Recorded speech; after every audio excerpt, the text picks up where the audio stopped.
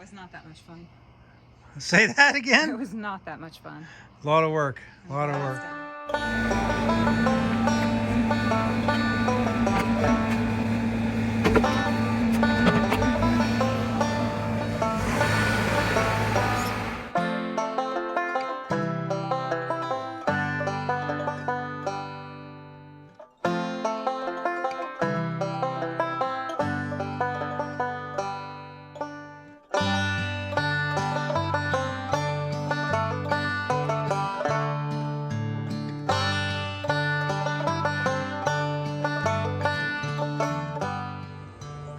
All right, as you can see, we're taking off the rest of these faux or fake panels, and I'll show you what they look like over here. It's just a fake stone, and that's what one whole panel piece would look like right there.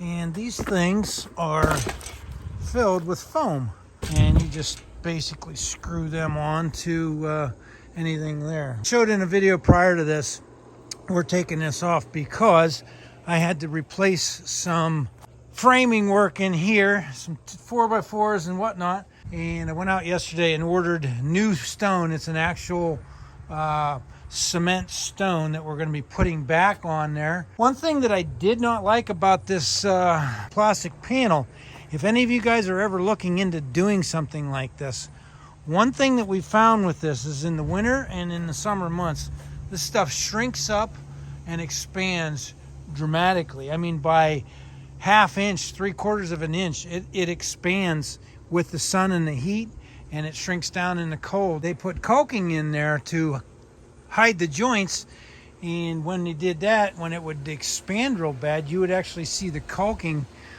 just string out and pull it apart, so it looked horrible. Now I'm just going through and showing you the removal and install of the new stone that we're putting on there.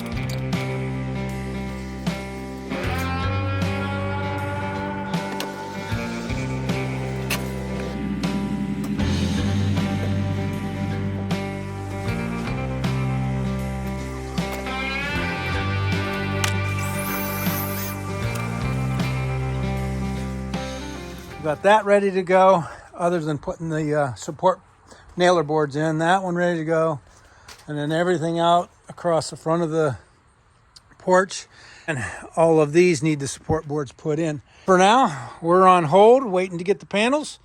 And there's not much left we can do. So we're back again the next day. We went out and picked up all the stone. And those boxes, I think, are about 110 pounds a piece. Somewhere around there. They might even be more, but they are heavy. And we're using Affinity stone siding. And no, not sponsored. Sure wish it was, because this stuff's expensive. In true One Eye Customs fashion, I'm not doing this the way it was designed to be done, where you start off on a nice flat surface on the bottom, build your way up three stacks, 4 stacks high, whatever you want. These are 1 foot increments here.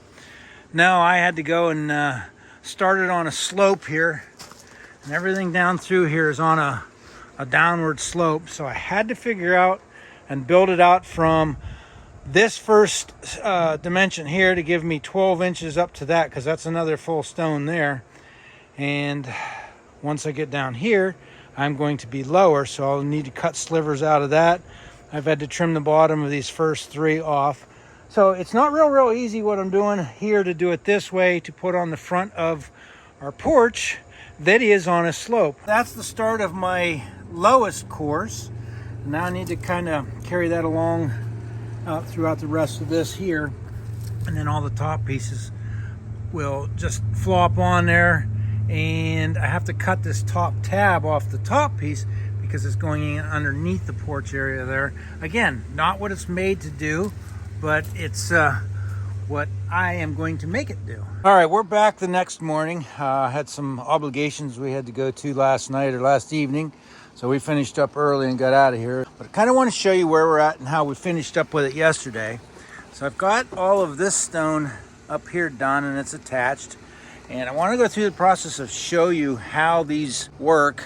And you pull it out, and it's got this tab here, and on the back side.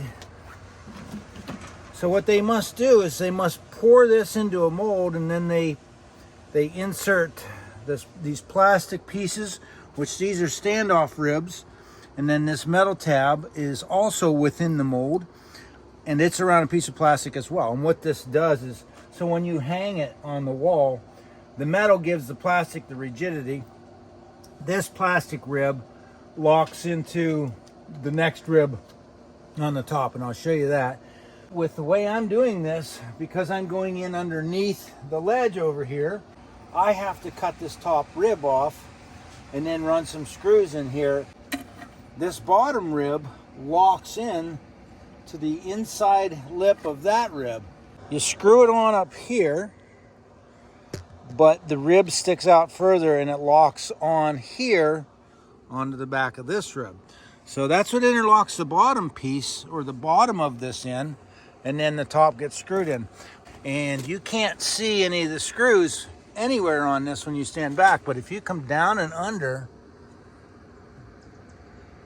there is a screw deep inside of that, and I've got to blow the chip out of there, but that's how you attach that. And actually works out pretty nice.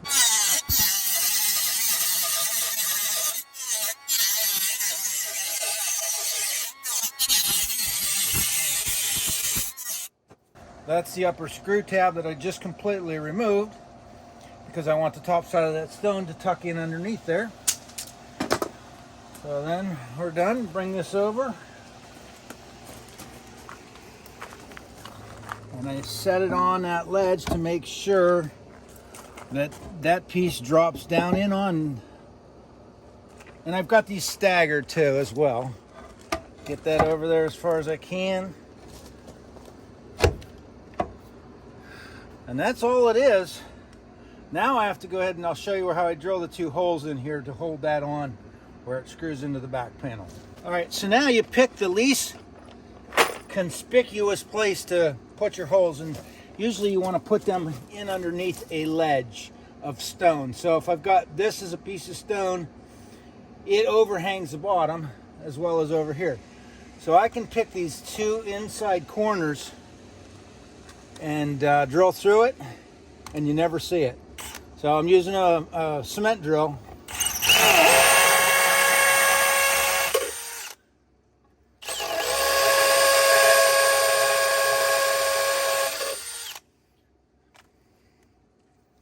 Then I need to put a little bit of a chamfer in there.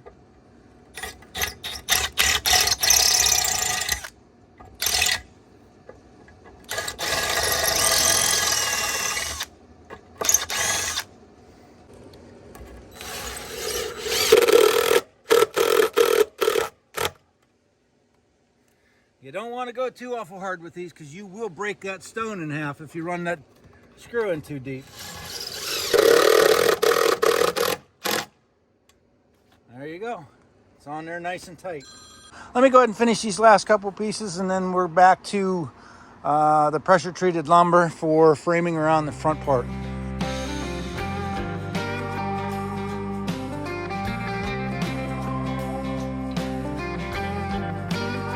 And there, that one wall is completed. It turned out actually really nice. You don't see any screws, any fasteners, anything like that. We removed the old fake stone wall off of there, and now we've got the cement wall.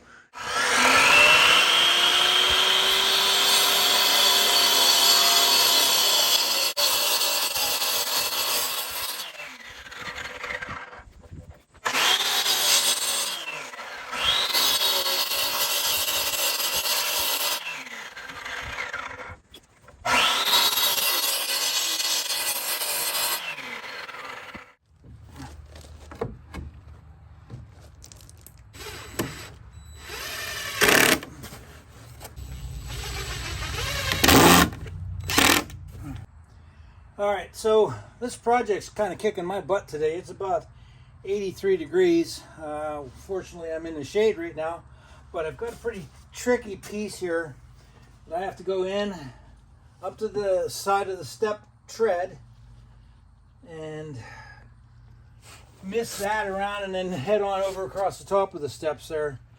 And in order to do that, you actually have to take this piece out, or not put it in yet, put this one in, slide it in. But you can see on this piece here, how I had to cut it up, pocket it in for the top of this stair tread, and come back out. So let's see if it fits up in there right, because you have to put this in and then slide it in.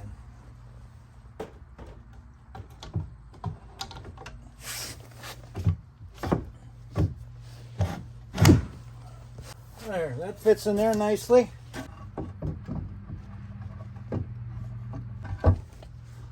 There you go. Fits in there rather nicely, and that finishes that side off. We've got the other side to do. We've got the boards in, but it's a lot of work doing this backwards from how it's meant to be made. You got to back figure all the numbers.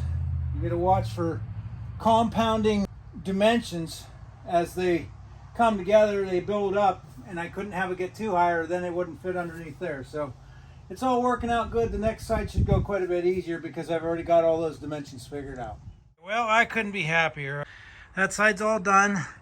It's all pieced up properly as it comes up underneath the railing, across the front face of that first step, and then back in and under the railing again, and it's all pieced together back properly, back across here. Man, I sure do like the way this stuff looks. It doesn't look like that fake garbage stuff that we had on there before. Now the only thing left is to go ahead and get the front out by the pool side done.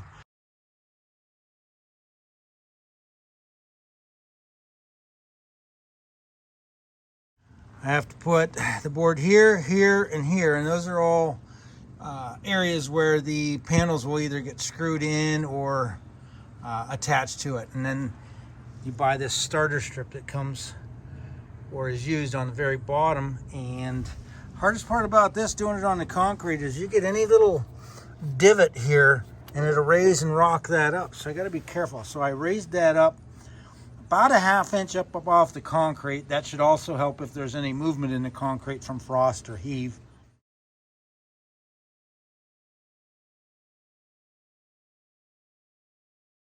Good morning. I'm back at it bright and early today. The sun's just coming over the treetops there. It's supposed to be about 80, 85 today, and I want to get on this as quick as I can to beat the sunshine before it comes up over the top. And right about at noon is when the sunshine starts to hit the front of this. So as you can see, I've got all the nailer or screw boards put on, and both sides of the steps all along the front there. And that's about 80 feet of stone on that wall that I have to put there. And you can see that I've got the starter strip along the bottom all the way across there. That is just as simple as screwing it on to a chalk line. So I did that, measured it out, and got that all taken care of. But we're going to go ahead and start to put the stone on today, get that done. And one thing I want to do is, you can see here between each post, that's an 8-foot gap. I want to add another pressure treated upright, just a 2x4 in between there, so it's touching the ground up under it, supported the whole way. So my concern is as heavy as this stone is, this board will sag a little. That board I do not have touching the ground. I've got it a 1/2 inch up off the cement because I don't want that pressure treated touching the cement all day long. And that's where it would trap moisture, and that's where it would rot out. So that's why it's up a 1/2 inch off of that. And what will happen is once I get all the weight out towards the center here, that will start to sag the whole middle. So I'm going to put a support post right in there, and going to do that on every 8-foot gap section to hold those so they don't droop down with the weight of that concrete. So let's go ahead and get those put on, and then we're going to go ahead and start the stone. And I'll show you how we're going to work ourselves around these water valves here. I've got 3 of them. And I've got a special stone that I bought, which is used for a double gang outlet, but also seems to work really, really well for a hose bib. So we'll go ahead and get that put on and throw you on some time lapse here of getting the stone on the wall.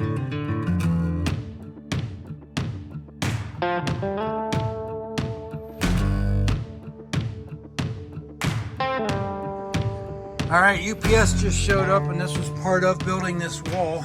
I was borrowing a saw, an electric saw, but I wanted to get my own.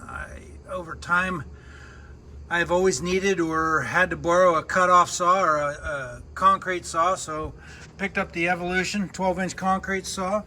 I've done a lot of retaining walls. There's one of them there. I've done all the retaining walls out in front of the pool area. I've done some over at my son's and all that. So I think it was time that I ponied up and bought my own saw, and I can give this one back to the friend of my son's, Tim's, for letting me borrow it. So I'm going to go ahead and put this Evolution saw together real quick and get to using it. That was the old one that I was using.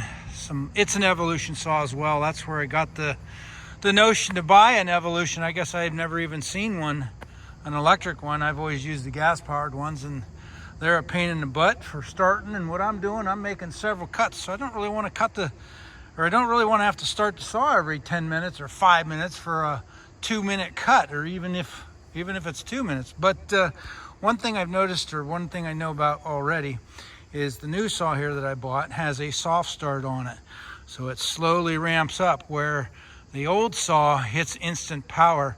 And on the other side of the house where I was using it a couple days ago, it actually kicked the breaker a couple times because of that initial jolt of energy that it was pulling, and that's why they put the soft start on the new ones, the head indexes. But if you guys want to do a review or want me to do a review on that, I guess let me know in the comments. Either way, I'm going to go ahead and start using this saw and see how well I like it. So let's get to getting those stone on the wall now. Got all the stones ready. I got the best little laborer on this side of the Mississippi going to help me today. And my first piece, got to cut the 1.25-inch tail off of the top of that side to start the flush. Then I've got another piece that I cut in half to stagger the seam. But when I get up to here, it's going to be kind of an odd situation because I've got that trim piece to put around the hose bib there. So I don't know what that's going to end up being, but we're going to go ahead and build this across and then go back and start cutting out the top pieces the way we need to do. The top is going to be cut about 9 inches instead of 12 inches because of the way that spacing ended up being. So that's what makes this a little more difficult, because I've got to cut every single top piece lengthwise, and that's why I bought that saw. So let's go ahead and start getting these stone on. We'll throw you on time lapse and get this wall done.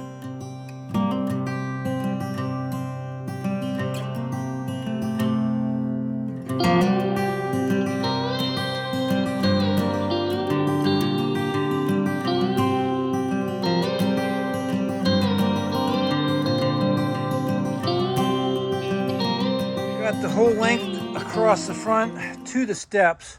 I can't go any further on the bottom side of the steps over there because I've got to come across with this top piece, and that top piece governs where it ends or starts on the other side of those steps. You got to build backwards until you get past that top lip of the steps. Then you start at the bottom and staircase your way back up again like we did here, where we come up and over, up and over. So we've got all that done.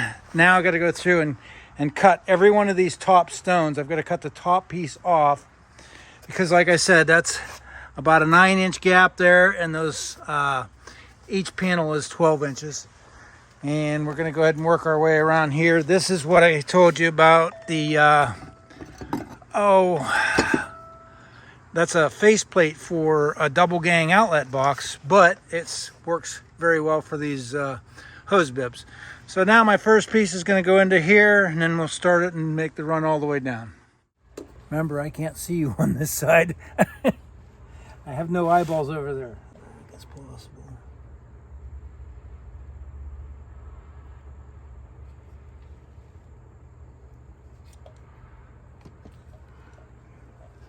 And that is just to hold that stone, that trim piece in there.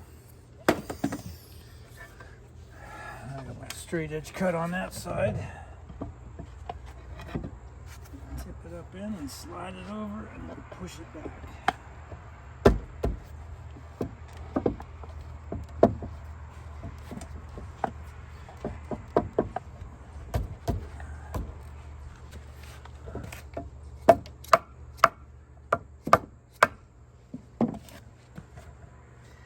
So you can see there what I was talking about, how piece I have to cut the height off of it, get that trim piece in there, and that kind of makes it nice because it I guess it accentuates, that's an awful big word for me, but it highlights that valve there. And start from here, and now I've got a bunch of others that are cut to length. We'll just work our way down until I need to start changing or adjusting that height.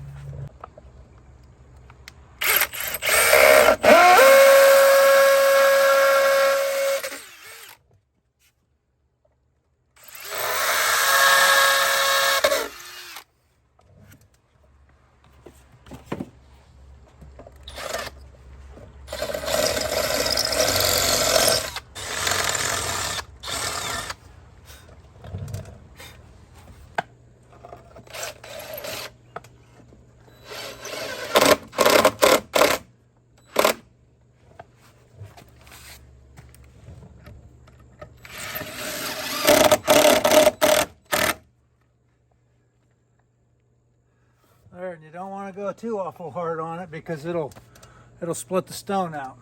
Got it all done, and I am absolutely beat. I want to thank Autumn. She helped me tremendously with getting all this done. She was kind of the gopher. Every time I was down on my rear end putting stone on, she got up and got me what I needed. So I wanted to thank her for that. But got this all done across the front of the porch now, all the way down to the end here. And that's a piece I think we're going to end up putting some stone around the front portion of those steps there. But as you can see, stone under the steps, stone all the way around, all the way down to the end. And it is dark out at, I don't know, it must be about 7:30. We've been working all day. I think we've been working ever since 7:30 this morning. Got it all done. All the tools are back on the cart. Big jumbled mess, but now we can wheel it in and finish up for the night. Hopefully you guys like this video. It was more of just to show you what I was doing around the house here. Was fixing a problem to take care of a problem, and it turned into redoing all of this. Here comes Autumn. Autumn, thank you.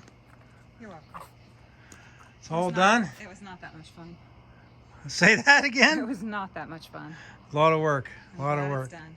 So hopefully you guys enjoyed this. Like I said, I'm beat. I'm going in to get a shower and laying down. If you like that video, give me a thumbs up. We'll see you on the next one.